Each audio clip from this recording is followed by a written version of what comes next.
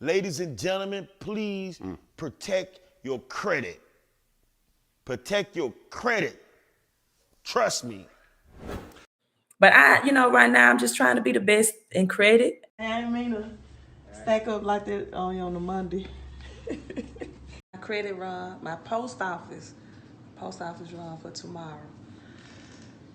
First one on here is for Experian.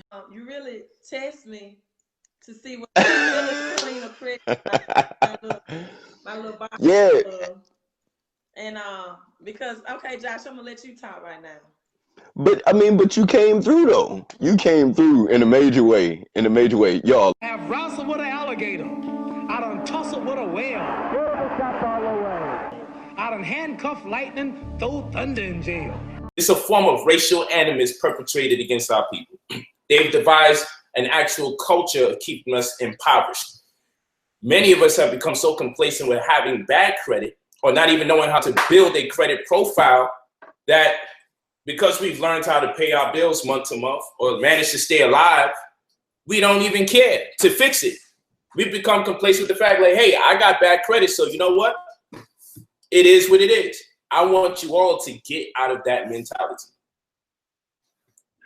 You hear what I'm saying? I need you all to get out of that mentality. That's what I want. I go by Hertzberger's to get some furniture. You got 3 rooms for $298. That's what it say on the radio. 3 rooms, $298. He made up a little song about it. Get down there, man, tell me I can't get no credit. I'm working every day, can't get no credit. You can't get a loan. You can't own a home. You can't start a business. Mr. Garrett, you have been warned. Which means you can't build wealth. Mr. Garrett! And you're excluded from the American dream. Sergeant at Arms, remove the witness. Why is it so important to you to exclude an entire... Normally I don't. Yeah, people can be the worst and best. Right. I rather deal with the credit agency sometimes than dealing with the people. That's right. And I tell people all the time, right? And this is a business tip. Not everyone should be your client in business, right? In business, you have to peak and pass. Not everyone should be, if you take everyone as a client in business, right, then you will have a lot of unnecessary headaches. And I'm going to be honest, this is for people who saying I want to do credit repair business, et cetera, et cetera.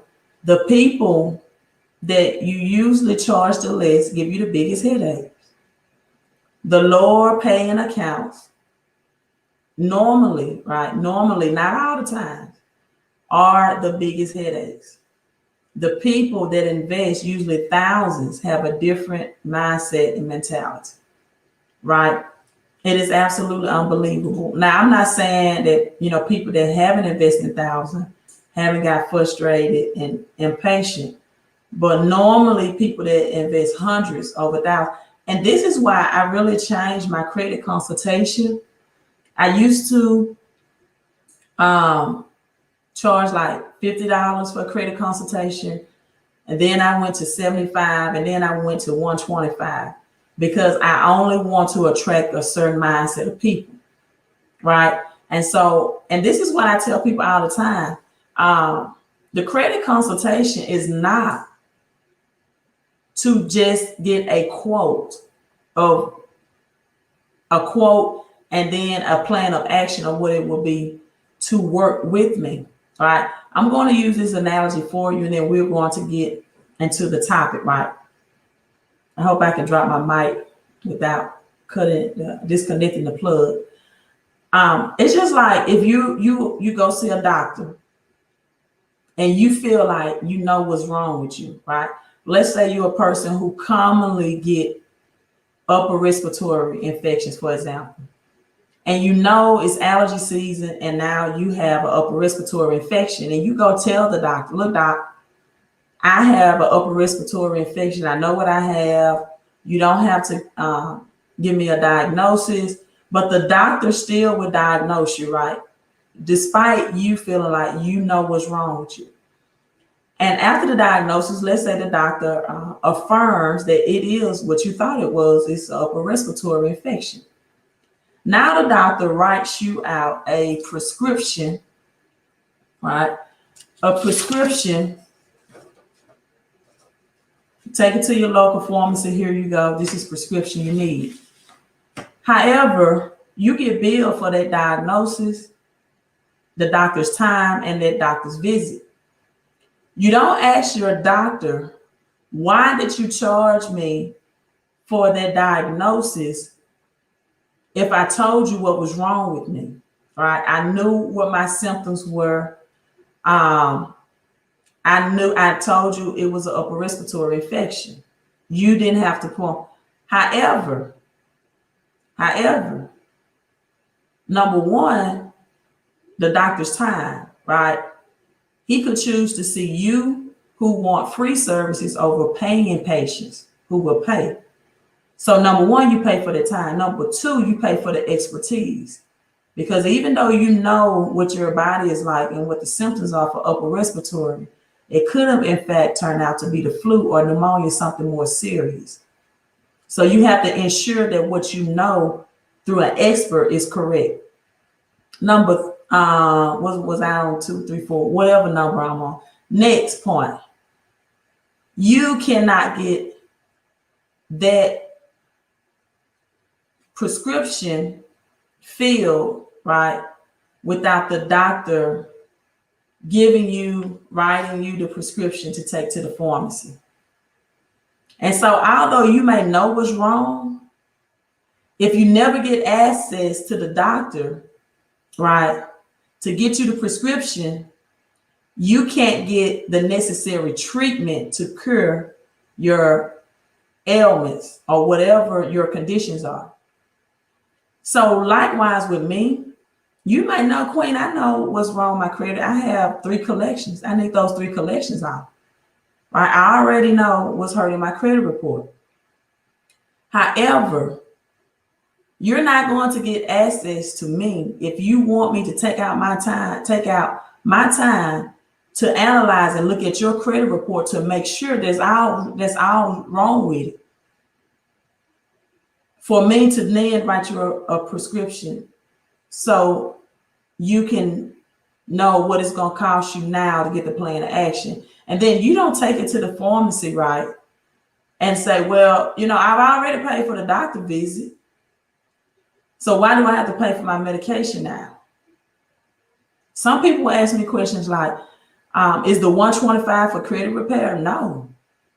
The $125 is just for what it is, because sometimes people think that I need to get these student loans deleted, right? And if you have high debt to income ratio, then maybe you do. However, if student loan is the longest history reported on your credit report, then deleting it will hurt you in some cases more than help you. A lot of people, for example, want student loans deleted because they think once it's deleted or once they are deleted, that they don't owe that debt, and that is farthest from the truth, right? So let's get into FICO 10. Talk to me, and then ding, punch the bell, dong, dong, dong, dong, dong, dong, dong. And my chauffeur come and door, oh yes, Mr. Ali, be out in 20 minutes. I have to sit upstairs for 30 minutes and make him wait so he'll appreciate me. I don't run to the door. I don't run right to the door and answer him. You go to meet Queen of England, I bet you. You don't walk right in and meet the Queen. You sit there for a while, and they take you to this room, and you sit there. Queen's probably sitting there watching the news. But make you wait. Make you think about what you're going to do. To love your professionalism and spray things that I want to consult. I did leave a message though. Okay. And listen, I don't want you all to get,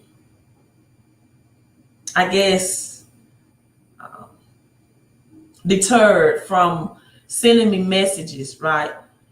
Just at the point that anyone that sends them at midnight, 10 o'clock at night, 4 o'clock in the morning, those are people I would not work with, right? I mean, there's a such things as sending a message 1 or 2 hours after business hours and sending them late into the night, and in a disruption of professional practices. 10 o'clock, 10:30, midnight, 3 o'clock, 4 o'clock in the morning. People, you know, you have to understand business etiquette, right? And people don't understand. I have to know if you are a good fit to work for me, work with me. Because again, credit repair, restoration is a very tedious, business. And people have to exercise patience, right? It took you years to get that bad credit. You began establishing credit at the age of 18, right? So you should not, unless it's one or two collections and things like that, expect it to be dissolved and reversed within 30 days.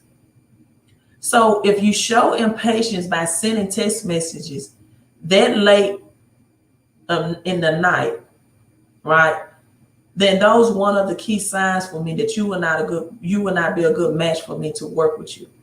State is you learn to use debt to get rich. I'll give you another tip. If you're going to be rich, you have to learn to use debt. It's called other people's money. So when I hear poor people say to me, I don't have any money, I said, because you're an idiot. That's why. You're not supposed to use your money. You're supposed to use other people's money. But that's debt. I don't want to do that. And so they stay poor. Last year I borrowed $2 million, tax-free. How I got that money is exactly why Susie Orman says don't do, whatever Dave Ramsey says don't do, I do. Because I'm trained different than them. Queen of Credit, let's go, ma'am. Thank you so much for stopping by the stream. It is an honor and a privilege to have you here in this live stream. I've definitely seen a couple of your lives. You've been doing live streams recently, and thank you so much. Once again, it is a privilege and pleasure to have you in the stream. If you guys are watching, be sure to go back and subscribe to Queen of Credit. She talks about credit on her channel as well, so be sure to show some support and go over there and subscribe to her channel and click that notification bell. What if I told you that there are two things in this day and age that if you grab a hold of, you can literally become a walking bank? But there's only one thing to it. You can't be afraid of debt. You see, the rich, they embrace debt. Don't believe me? Check this out. Credit card's not the problem. In fact, I love my credit card. Right, and this credit card is a fast way of creating money. And we love debt, don't we? Yeah, we have a lot of debt. Did he just say credit cards are a fast way to make money? But wait, did he also say that they love debt? Wow. But why?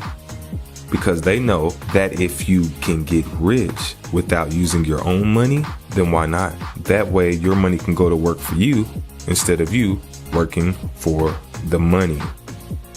There's no secret to it. You just have to be willing to leverage debt to finesse your way through life.